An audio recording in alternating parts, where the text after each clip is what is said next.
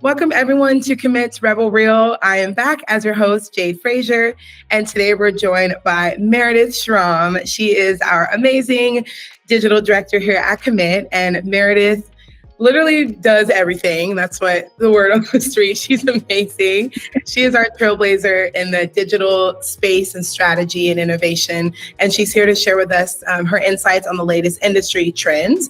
Now, if you've been reading in articles like Ad Age, The Current, etc., you might know that there is a major development where a U.S. federal judge recent ruling that found Google guilty of monopolistic practices in search. So today, Meredith is here with us just to break down what the ruling means and what that means for the digital landscape and how it could reshape the future of online marketing. So hi, Meredith. Thanks for joining me. Thank you for having me. Of course. So first, let's get into the first question. Let's talk a little bit about how this ruling impacts Google's business practices in the digital advertising market. Sure. Yeah. So it's a 277-page ruling. So it could potentially be some pretty major implications for Google, depending on how it all plays out, but especially in the search ad space, which is where this ruling is focused.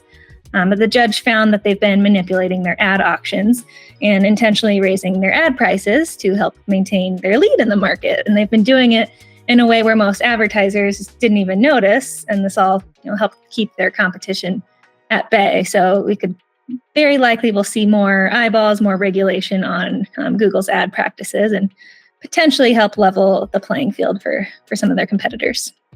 Sure, that's a lot of pages, number one. And number two, was this something that, was a surprise to all of us, advertisers, or was this something that kind of was down the pipeline? What would you say? Yeah, I think the meat of the ruling is not a surprise, like what Google has been doing over the past few years. I think the only real surprise is that they were actually found guilty of it, because you think of Google being untouchable and with how much money they're worth. So, yeah, absolutely. So let's dive into some of the implications of Google's ad pricing strategies for advertisers according to this ruling. So let's talk a little bit about that.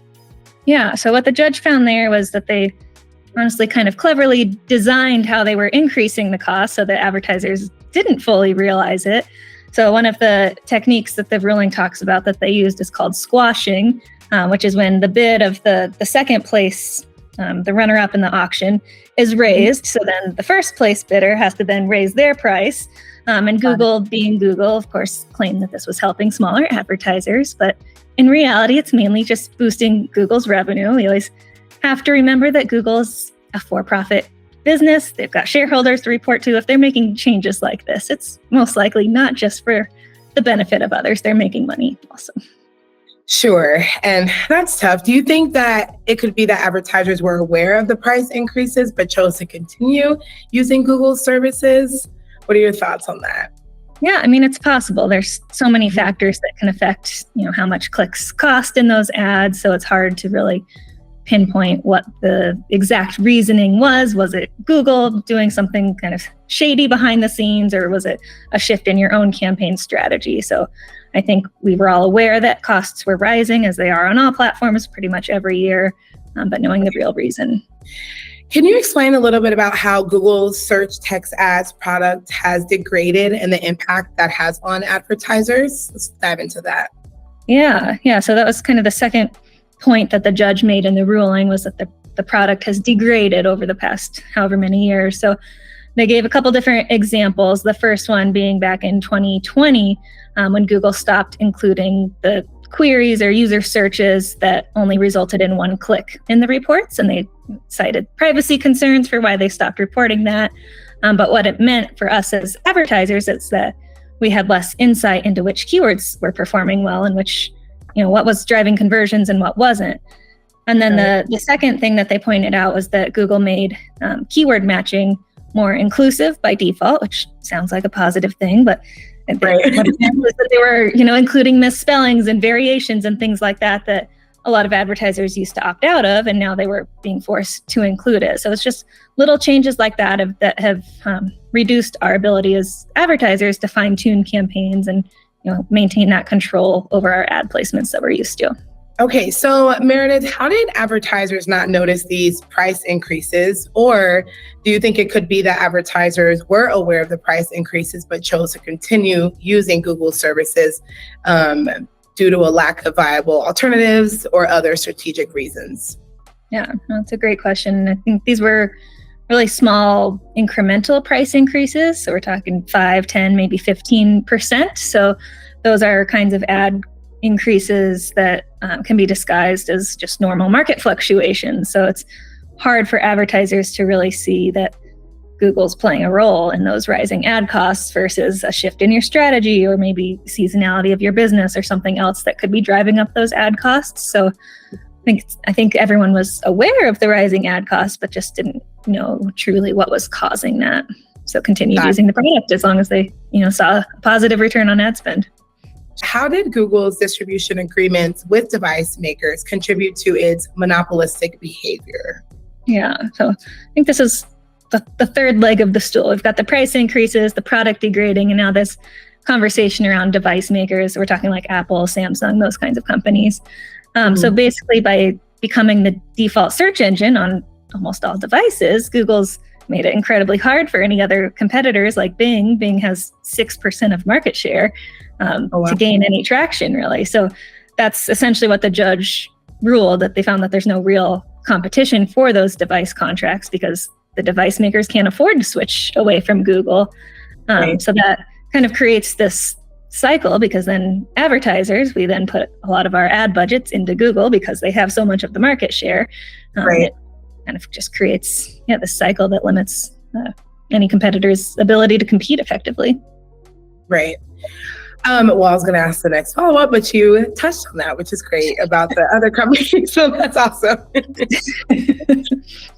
Next up, what is Google's responses to the ruling and what are the potential next steps? So how can advertisers kind of move forward from here? What are your thoughts? Yeah. Well, of course, they've said that they plan to appeal the ruling. So no surprises there. They also responded in what I think of a very Google way, essentially thanking the judge for recognizing that Google's the best search engine out there.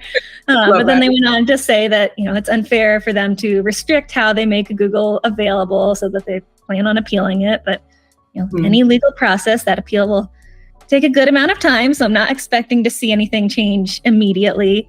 But I think it'll definitely put more of a spotlight on Google's practices, potentially lead to some tighter regulations, more oversight in the industry in general. Got it.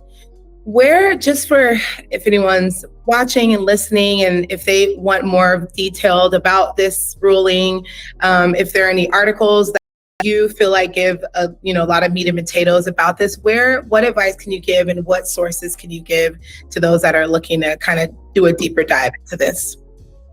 Yeah, I think Ad Age is one of the main advertising publications. We can definitely put a link in the description of this video here. I think that one is a great one for those in the industry to understand really how the ruling could affect us. Perfect. And before we end, do you have any final thoughts that you want to share? Any wisdom to all of our friends that are in advertising, just different ways they can navigate through, changes like this that happen. If you want to speak on that, that'd be awesome.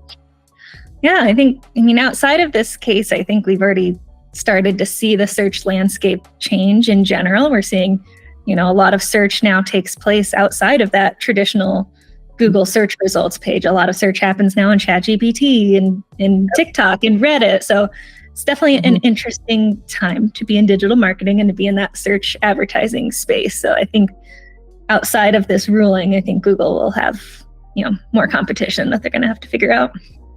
Just like Meredith said, Ad Age is a great resource, and I was doing some reading on their website as well if you guys want to learn more about this Google search ruling. And if you have any questions or comments, feel free to leave us some messages. If you guys want to continue this conversation going or need some advice, Commit Agency, we're definitely here for you. So Meredith, thank you. Appreciate that. I know that was the Cliff Notes version of 200 some odd pages. So We appreciate your expertise in sharing with us. So thank you so much. And we look forward to seeing you guys on the next episode of Commits Rebel Real. So until next time.